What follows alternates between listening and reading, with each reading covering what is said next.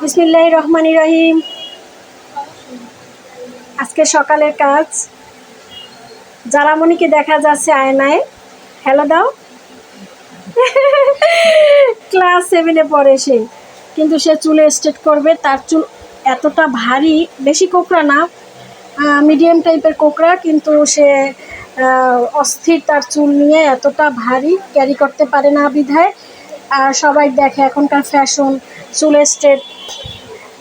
জারামণির চুল মাত্র ধুয়ে দিয়েছি।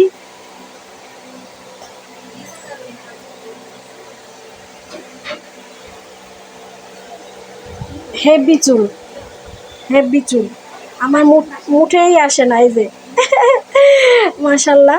কিন্তু ও কতটা রিবন্ডিংয়ের পরে স্পা বা কতটা ট্রিটমেন্ট করতে পারে জানি না, কারণ ট্রিটমেন্ট না করলে চুল শক্ত হয়ে যাবে, শক্ত হয়ে কিন্তু চুল ভাঙে।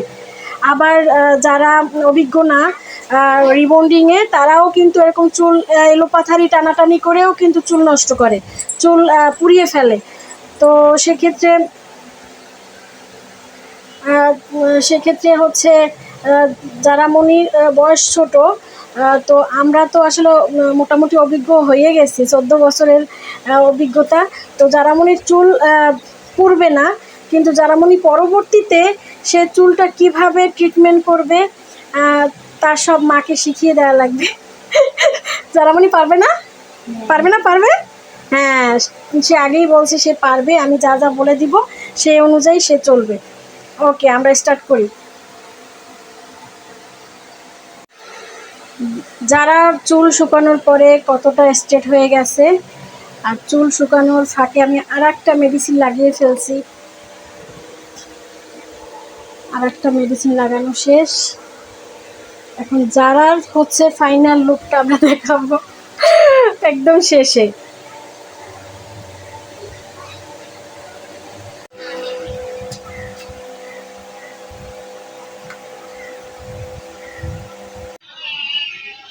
ফাইনালি জারামণি চুল স্ট্রেট শেষ, চুল স্ট্রেট করা শেষ।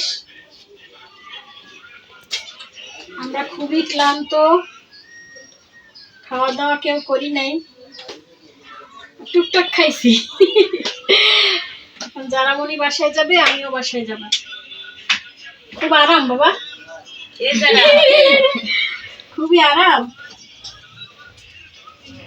চলে আসছে। এই গরমে আসলে এটা অনেক আরামের কাজ না। 3 দিন হচ্ছে পানি লাগানো যাবে না, আর হচ্ছে বাঁধা যাবে না। 3 দিন এভাবে খুলে রাখবা, আশ্রাবা আর কি, সুন্দর করে এভাবে কানের মধ্যে টুটে ঢুকাবা না। আমরা এটা ফাইনাল রেজাল্ট পাবো হচ্ছে, অলরেডি তো আমি ধোয়ার পরই দেখাইছি যে আমাদের মেডিসিন লাগানোর পরে 50% স্ট্রেট হয়ে যায়। এরপরে এখন হচ্ছে ফুললি স্ট্রেট হয়ে গেছে, কিন্তু 3 দিন পরে যদি ওর চুলটাতে কোনো প্রবলেম আসে, কোথাও দিয়ে যদি একটু আঁকা বাঁকা থাকে, সেটা 3 দিনের স্পাতে বাকিটা আমরা বুঝে নেব। কিন্তু আল্লাহ রহমতে আমাদের চুল কিন্তু স্ট্রেট হয়ে গেছে, কারণ কোনো চুলই আসে না যে মাথায় হয়েছে হয়েছে। আর ওর হেলদি চুল, ওর চুল একদমই কোনো প্রবলেম নাই। যাদের নিচ থেকে চুল ফাটা থাকে বা চুলের স্বাস্থ্য খারাপ থাকে, সেই চুলগুলোতে একটু প্রবলেম দেখা যায়, বা একদমই যাদের চুল হালকা নিচের লেন্থ, তাদেরও একটু প্রবলেম আসে, কারণ ওই চুলটা একদমই হেলদি না, যার কারণে হচ্ছে চুলটা একটু আঁকা বাঁকা বা বাতাসেও একটু বাঁকা হয়ে যায়। যেমন কি জানি ওই ইয়ার হয়েছিল এশার চুলটা এমনি লম্বা ছিল, চুলের মাথাটা একদমই আর কি স্বাভাবিক। বেশি লম্বা চুলের মাথা তো এমনি স্বাস্থ্য কম থাকে, ফাটা থাকে, কারণ ওই চুলটার বয়স বেশি হয়ে যায়। আর এই চুলটার যে বয়স আর নিচের চুলটার বয়স তার এক না। তার নিচের চুলগুলো ওরও ফাটা ছিল, একটু ফাটা মানে আর কি ইয়ে কাটিয়ে দিছে, যে কাটা হয়ে গেছে একদম, নিচে 2 ইঞ্চি করে কাটছি ওর। তবে ওর চুলগুলো, বাকি চুলগুলো ভালো, চুলের কোনো, আর উপরের চুলগুলো কোনো ফাটা টাটা নাই। ওর চুলগুলো কিন্তু একদম স্ট্রেট হয়ে গেছে, ওর চুলে কোনো প্রবলেম আসবে না ইনশাল্লাহ।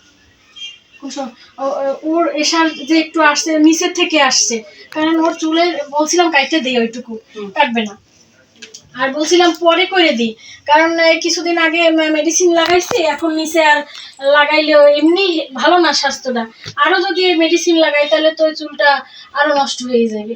আমার কথা শোনে নাই। তো আবারও মেডিসিন দিয়ে তারপর টানাটানি করছে, এতে চুলে আরো বেশি ক্ষতি হয়েছে।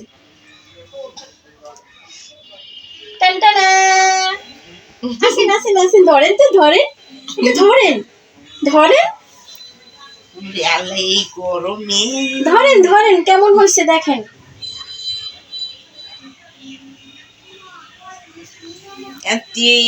স্পা এগুলা 3 দিন পরে স্পাছে না, হুম কেমন লাগছে? আমার আসলে এখন লাগছে খিদা, এরপর হয়েছে যে খুবই ক্লান্ত, গরম, ফ্যান ট্যান চালান যায় নাই, তো এখন ওই কাজের পরে আসলে ওই সব ভুলে গেছি, এখন ভালো লাগতেছে আর চুলটা ধরতে। আমিও বাসায় রইতে আইস, মাইয়ে শান্তি পেইবে, মাইয়া এলাকা চুল বানতে পারে না, কষ্ট